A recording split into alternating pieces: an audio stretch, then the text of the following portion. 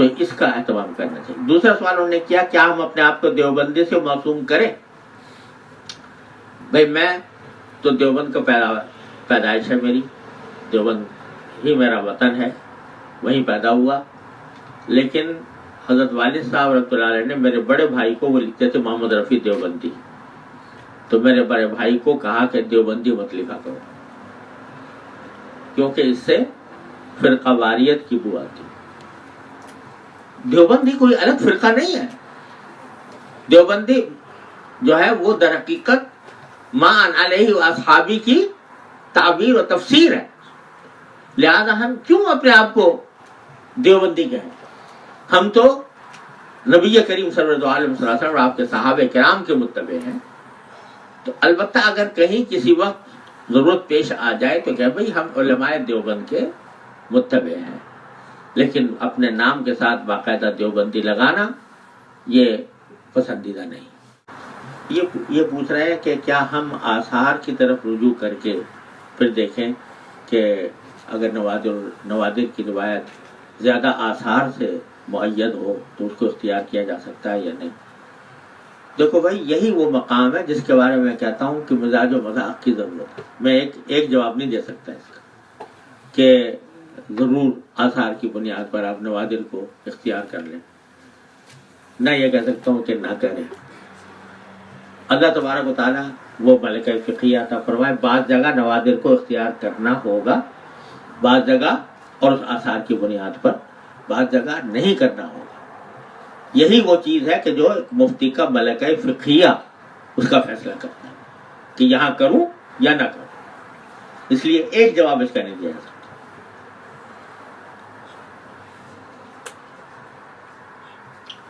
یہ پوچھا ہے کہ اگر کسی خاص جزیے کا حکم ہمارے مذہب میں نہ ہو تو کیا یہ مناسب ہے کہ دوسرے مذاہب کو پر وہ دیکھا جائے یا حدیث کی طرف دیکھا جائے؟ تو جواب اس کا یہ خود علامہ شامی رحمۃ اللہ نے فرمایا کہ جہاں حنفی مذہب میں کوئی روایت نہ ہو کسی مسئلے میں تو مالکیہ کا لینا بہتر ہے، کیونکہ وہ اقرب الی الحنفیہ ہے، یہ کہا ہے، اور اگر کوئی حدیث واضح ہے تو شاید اس حدیث کے اوپر عمل بھی کیا جاتا ہے۔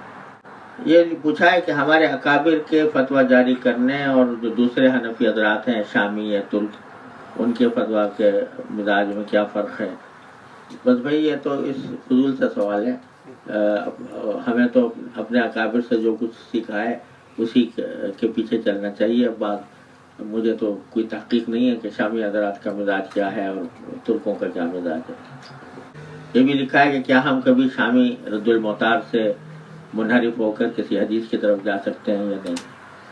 اس کی بھی تفصیل ہم نے اس میں لکھی ہے کہ کب ایسا ہوتا ہے۔ رد المعتار پر اصل میں اس لیے اعتماد کیا جاتا ہے کہ حنفی مذہب کو بیان کرنے میں جتنی احتیاط انہوں نے اختیار کی ہے کسی اور نے نہیں کی، اس لیے اس کو وہ کرتے ہیں، لیکن بہرحال اس کے کسی جزیے سے ہٹنا یہ بھی نہیں ہے کہ کوئی وہ قرآن ہے جس کی ایک لفظ کی پیروی ضروری ہے۔ بہت سے مقامات پر علامہ شامی کی رائے سے اختلاف کیا ہے بزرگوں نے اور اس کے مطابق فتوے دیے ہیں، لیکن ساری بات وہی ہے کہ اللہ تعالیٰ نے افتاء کی صلاحیت، استعداد اور اس کا صحیح مداخلت کی تھی۔ یہ لکھا ہے کہ شام میں اور ترکی میں لوگ جو ہے مثل اول پر کیوں نماز پڑھتے ہیں باوجود حنفی ہونے کے؟ اصل میں یہ مسئلہ جو ہے یہ خود حنفیہ کے ہاں، خود امام حنیفہ سے روایات مختلف ہیں، انہوں نے اس کو اختیار کر لیا ہے، اسی پر عمل کرتے ہیں، تو یہ کوئی ایسی بات نہیں ہے کہ جو حنفی مسلک کے خلاف ہو۔ مثل اول کے اوپر بھی حنفیہ امام حنیفہ کا ایک قول ہے، اس کے اوپر وہ عمل کرتے ہیں۔ دیکھو بھئی، یہ سارے سوالات کا جواب اگر آپ دیکھیں تو اس کتاب میں موجود ہے، ہم اس کو دوبارہ بیان کرنے کی ضرورت نہیں ہے۔ لکھا ہے کہ حضرت نے فرمایا کہ ماہر افتاء کی طویل صحبت کے بغیر کسی کو افتاء کا کام کرنے کا یا مفتی کرانے کا حق نہیں ہے۔ جن لوگوں کے ساتھ تخصص فقہ پڑھنے کے بعد مفتی کا لقب لگ چکا ہے ان کو کیا کرنا چاہیے؟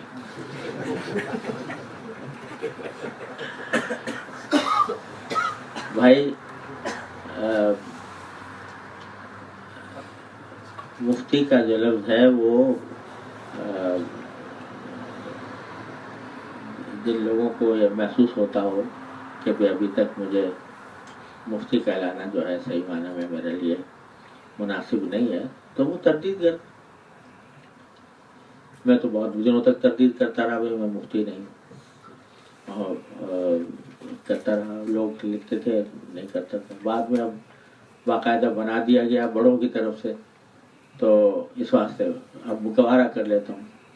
लेकिन एक जो है आलिम का लफ्ज़ भी इस्तेमाल करते हुए मुझे तो बहुत डर लगता है।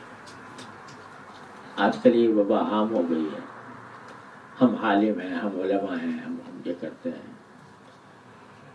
हज़रत हमारे इतने बड़े हज़रत थानवी रहमतुल्लाह अलैह तो सारी ज़िंदगी अपने आप को तालिब इल्म कहते हैं, और तालिब इल्म जो है उसकी तारीफ हज़रत वाली साहब ताला फरमाया करते थे कि जिसके दिमाग में हर वक्त कोई ना कोई इल्मी मसला चक्कर काट रहा हो, वो है तालिब इल्म। ये तलब भी होने की बड़ी ज़रूरत है फतवा के लिए, कि हर वक्त आदमी तलब में रहे कि मसाइल उसके दिलो दिमाग में घूमते रहे। तो अब मुफ्ती कोई कहता है, नहीं कहता है, आलिम कहता है, नहीं कहता है, अरे भाई मकसूद तो अल्लाह तबारक व तआला की रज़ा है, अल्लाह ताला की रज़ा कामिल है। कोई कहे ना कहे, कोई आलिम समझे ना समझे, आदमी अपने हद तक जो उसका फरीज़ा है वो अदा करता रहे अल्लाह ताला की रज़ा के खातिर।